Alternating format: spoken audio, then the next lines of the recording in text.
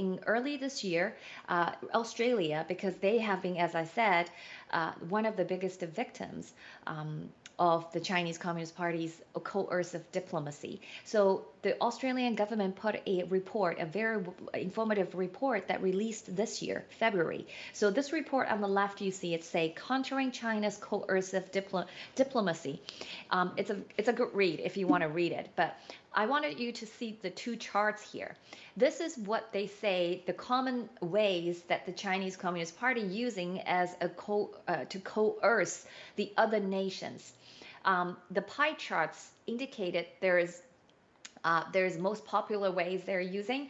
For example, the state-issued threats. So the CCP is actually issues state threats, because you've probably already heard many of those threats on TV, on social media.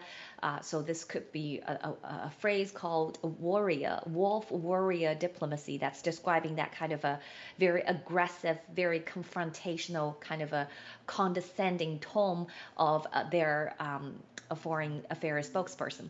But the second is tourism restrictions. Okay, they both go both ways. The one way is they don't allow the Chinese people to go to other countries. For example, especially Southeast Asia, a lot of those countries, like for example Thailand, their economy heavily rely on their tourism.